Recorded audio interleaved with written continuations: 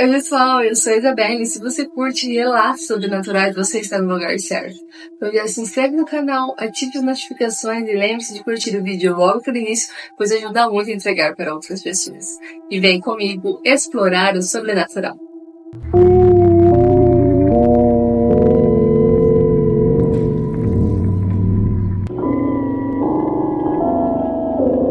E vamos então para o primeiro relato de hoje. Maldição. Com o Natal se aproximando, eu sempre me lembro dessa história. Aconteceu na véspera de Natal, muitos anos atrás. Eu era criança, tinha 8 anos e a casa estava cheia. Tios, primos e avós. Depois da ceia, fomos para a sala para trocar os presentes e lá ficamos com os adultos, conversando, as crianças brincando com os presentes que acabaram de ganhar. Estava aquele clima natalino gostoso. Conversas, risadas, copos tilintam e, em segundos, isso mudou. Tem um homem amarelo lá fora, disse meu primo Lucas, de 6 anos. Ele estava olhando pela janela da sala. O silêncio que se seguiu foi sepulcral, como se alguém tivesse desligado o interruptor da alegria. Toda a alegria foi chupada do ambiente. Minha tia pegou o Lucas e o tirou dali. As visitas, subitamente desconfortáveis, se levantaram e começaram a se despedir e ir para suas casas, murmurando desculpas e coisas que não eram convincentes sobre o horário e o longo caminho de volta para casa. Em menos de 15 minutos, a casa estava totalmente vazia. Só ficaram quem morava lá e algumas visitas que eram de muito longe, que passariam a noite ali. Durante a madrugada, levantei para ir ao banheiro. Ao passar pelo quarto onde meus tios estavam, pela porta entreaberta vi minha tia, Helena, sentada na beira da cama e chorando, copiosamente, enquanto meu tio Roberto, pálido como uma cera, tentava consolá-la. Alguns meses depois, durante o recreio da escola, Lucas desmaiou enquanto brincava de pique-peca. Após uma bateria exaustiva de exames, veio os diagnósticos. Leucemia, no estágio extremamente avançado. Em menos de um mês, ele nos deixou. No carro, voltando do enterro, perguntei ao meu pai sobre o tal homem amarelo que Lucas mencionava. Ele apertou o volante com tanta força que parecia que os dedos dele iam quebrar. Ele apenas balançou a cabeça e, conhecendo meu pai, sabia que insistir seria inútil. Decidi então relevar. Anos depois, meu pai finalmente decidiu revelar a verdade.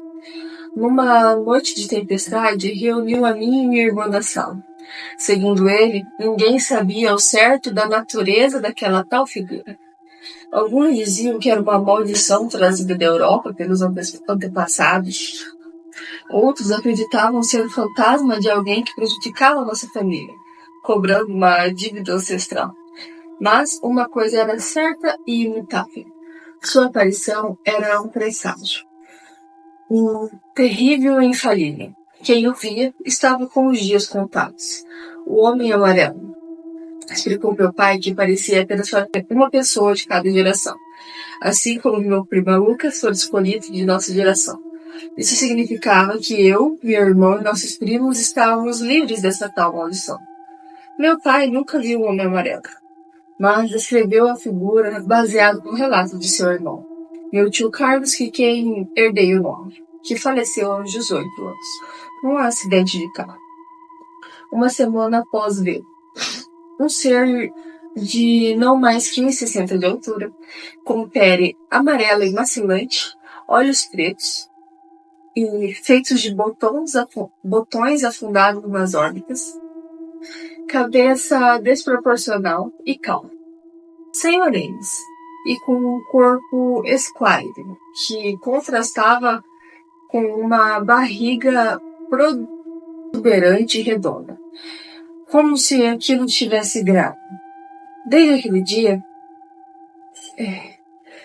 aquele dia, vi o homem amarelo diversas vezes. mas, graças a Deus, apenas em pesadelos.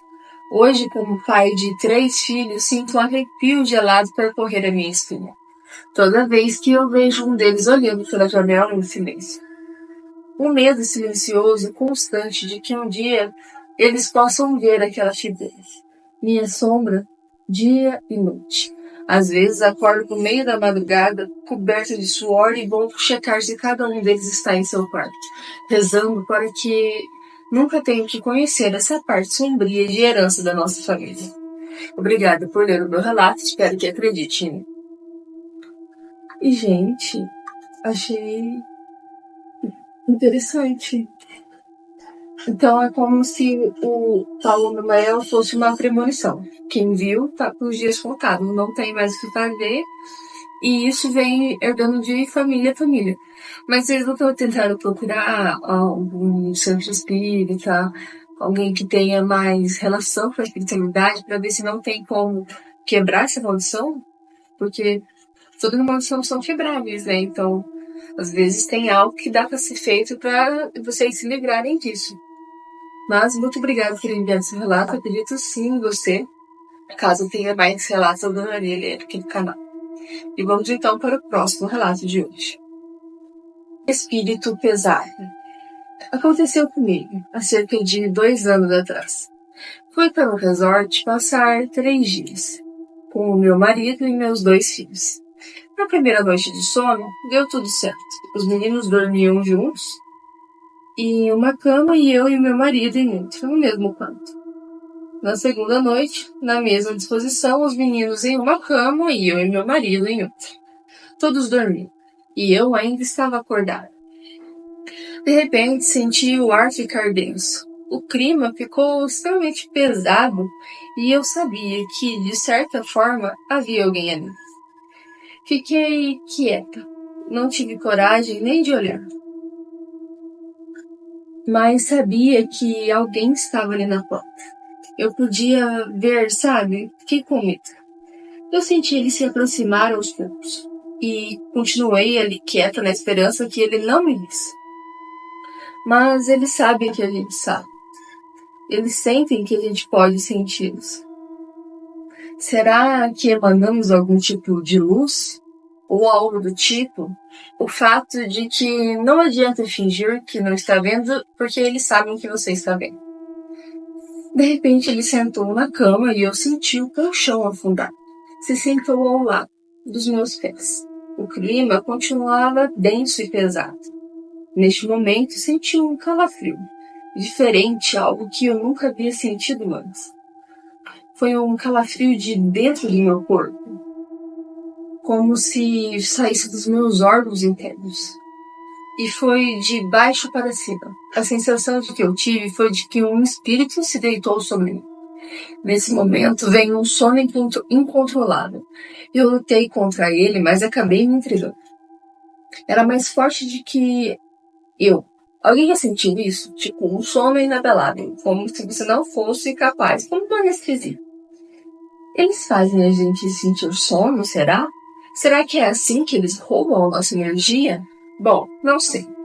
Foi a primeira vez que isso aconteceu. Então, eu estava nessa paralisia do sono, quando eu parei de resistir.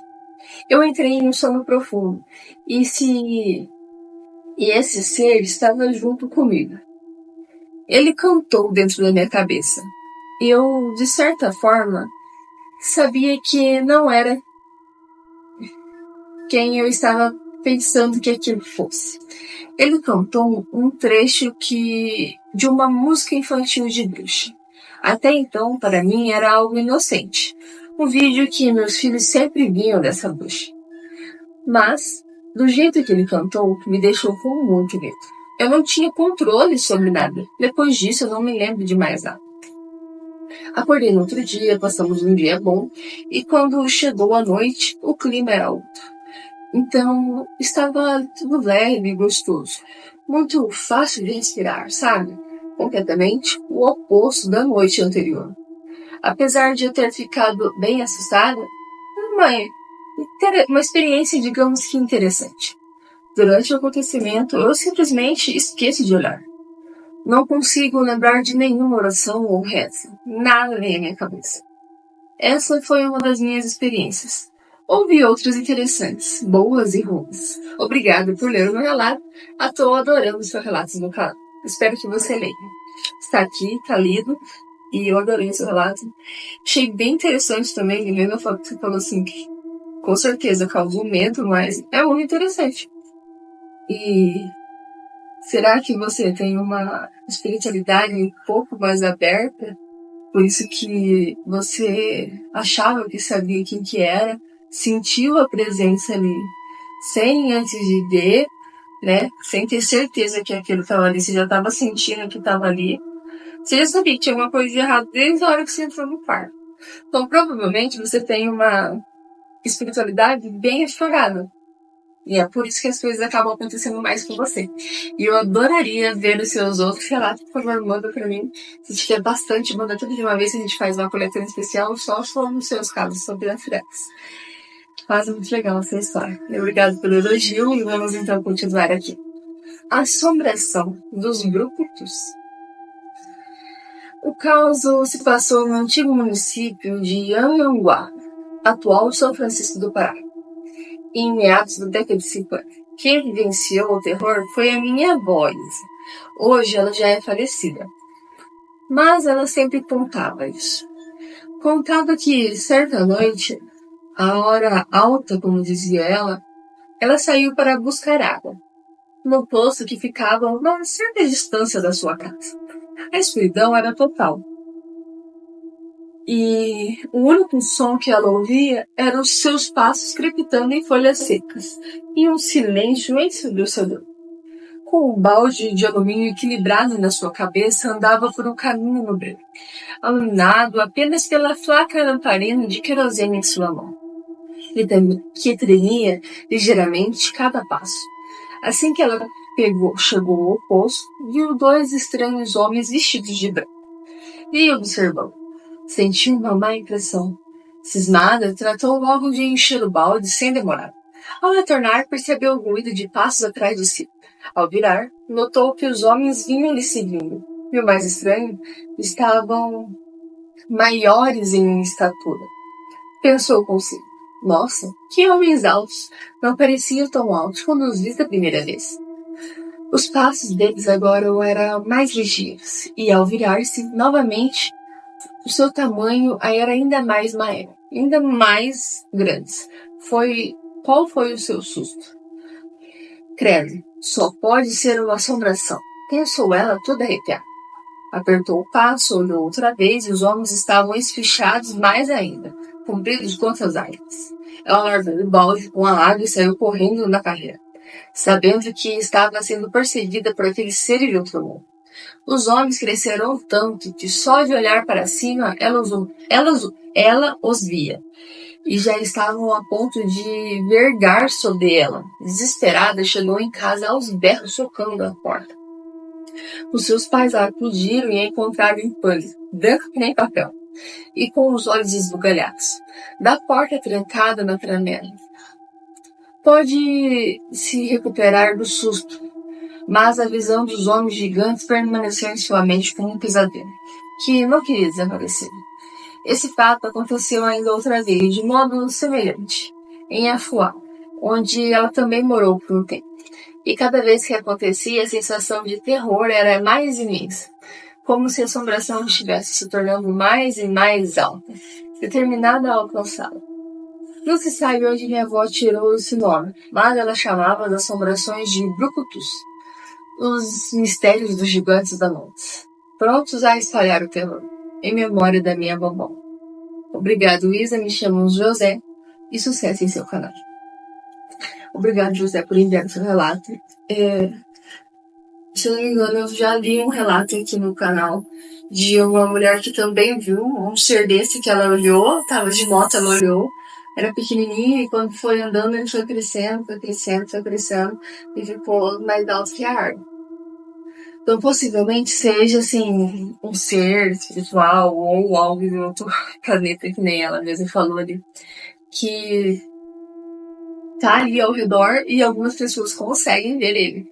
Então, eu acredito sim que isso tenha acontecido porque quando tem mais de um relato, possivelmente é real. Então, muito interessante. Meus pesos pela perda da sua avó. E achei bem interessante.